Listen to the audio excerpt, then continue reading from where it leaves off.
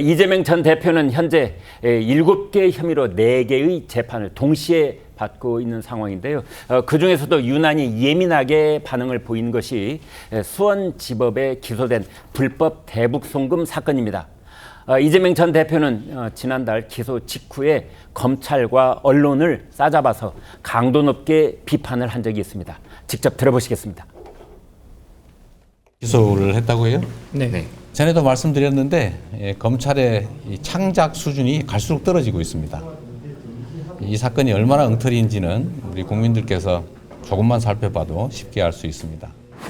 여러분들은 진실을 보도하기는커녕 마치 검찰의 애완견처럼 주는 정보 받아서 열심히 왜곡 조작하고 있지 않습니까? 이런 여러분들은 왜 보호받아야 합니까?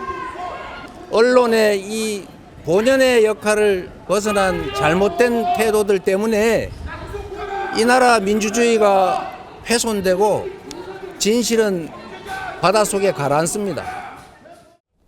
네, 언론을 이제 검찰의 애완견이다 해서 뭐 아주 크게 논란이 됐었지요. 그리고 이제 진실이 바닷속으로 가라앉는다 그랬는데 저때 이제 논란이 됐던 그 핵심 포인트는 저때 이재명 대표가 말한 언론이 언론 전체일 것이냐 아니면 민주당이 비판적인 언론만 따로 말하는 것이냐 민주당이 우호적인 언론 뭐 이렇게 구분하는 것 자체가 사실은 이제 어불성설이어야만 하는 그런 상황입니다만 지금 우리의 실제 현실은 이제 좀 이렇게 나눌 수 있는 그런 상황이어서 이제 아무튼 저 싸잡아서 얘기한 대목 때문에 논란이 됐었는데 이제 그 영상을 저희가 다시 한번 봤습니다. 이재명 전 대표가 그런데 이 사건을 이제 수원에서 받아야 될 재판을 서울로 옮겨달라 이렇게 요청을 했다는 그 대목을 좀 자세히 알아보겠습니다. 자, 홍 기자. 네, 이재명 전 대표 측이 1일 대법원에 토지 관할 병합 심리 신청서를 제출했습니다.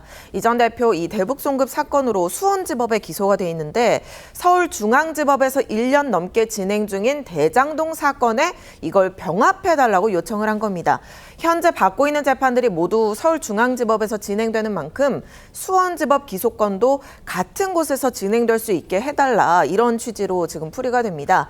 우리 형사소송법에는 토지 관할이 다른 여러 사건이 각각 다른 법원에서 열릴 경우 상급 법원 결정으로 한 개의 법원에서 사건을 병합할 수 있도록 돼 있는데요. 이번 병합 신청의 경우 수원지법과 서울중앙지법의 상급 법원인 대법원이 병합할지 말지 결정하게 될 것으로 보입니다. 아직 병합 심리 일정은 정해지지 않았는데요. 이 검찰은 반대 의견을 낼 것으로 보입니다. 대북송금 사건이 일어났던 주요 장소가 경기도청인데다 김성태 전 쌍방울그룹 회장이 수원지법에서 이미 재판을 받고 있다는 점을 이유로 들 것으로 보이고요. 또 서울중앙지법에서 재판 중인 사건은 대북송금과 무관하다 이런 점도 검찰의 반대 주장 중 하나가 될 것으로 보입니다. 네, 그렇군요. 상대준 의원께요. 그런데 이제 법조계 일부에서는 재판이 나누어져 있을 경우에는 병합을 해서 피고인의 그 재판을 좀 수월하게 해주는 것이 관례다. 뭐 이런 의견도 없지 않아 있습니다만 그러나 그 또 반대쪽 이야기도 또 있는 거고요. 그런데 이제 가장 큰 문제는 이런 일을 따지다 보면 말이죠. 결국은 재판이 자꾸만 늦춰지는 것 아니냐 이런 점인 것 같아요. 그렇죠. 아무래도 이제 그 병합 신청을 하는 것 자체가 일반 국민들 같았으면 관례가 될 수 있겠습니다만 이재명 대표 같은 경우는 오히려 특례가 아닌가라는 생각이 들 정도로 이재명 대표한테 좀 특권이 많이 좀 나타나고 있다라고 저는 개인적으로 좀 봅니다. 네. 그렇게 볼 수밖에 없는 게 지금 이제 재판이 시작되지도 않았거든요. 지금 이제 그 대북송금 문제 같은 경우는 이재명 대표의 케이스는 아직 시작도 안 됐는데 맞습니다. 어떻게 보면은 굉장히 좀 이미 결과가 나와 있고 결과가 예상이 되는 것처럼 너무 지금 치열하게 이 재판부를 피하려고 하다 보니까 이재명 대표 같은 경우는 신진우 부장판사가 마치 자기의 저승사자라도 되는 것처럼 너무 지금 막 공포감을 느끼는 게 아닌가라는 생각이 들 정도예요. 아까 전에 얘기를 해주신 것처럼 병합 신청할 수가 있죠. 근데 문제가 뭐겠습니까? 이재명 대표 케이스를 봤을 때 일주일에 지금 재판을 4건을 받고 있습니다. 그중에 3번 같은 경우는 서울중앙지검으로 가는 것이고 그리고 또 이제 중앙지법으로 가는 것이고 한 번은 또 이제 수원으로 또 가야 되거든요. 이러다 보니까 일반 국민들이 봤을 때 이게 지금 야당의 당대표인 것인지 아니면 무슨 뭐 재판을 지금 받으러 가는 게 일종의 지금 지금 너무 많다 보니까 지역구가 어딘지도 지금 구분이 안 될 정도란 말이에요.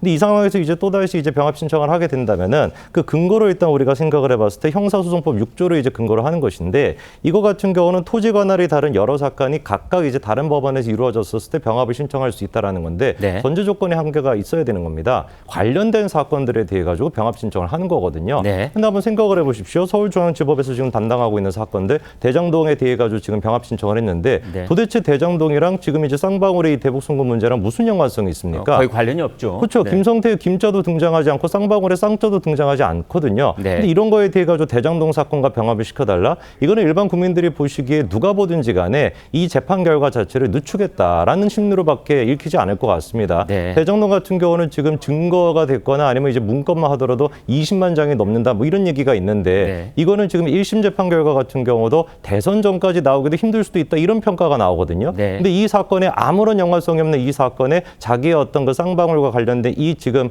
재판을 병합 신청했다라는 것은 누가 보든지 간에 제가 보기엔 재판 지연의 의도가 있다라고 보입니다. 네. 서울과 수원 양쪽에서 진행되어야 할 재판을 서울 한 곳에서 하면 두 개를 한 곳에서 하면 그만큼 시간은 2배. 일단 산술적으로 단순 계산해 보면 그렇게 된다. 자연스럽게 재판은 늦춰질 수밖에 없고 대통령 선거 2027년에 끝난 이후에 아마 최종 판결이 나올 가능성도 있다. 이제 이 말씀까지 이어주셨습니다.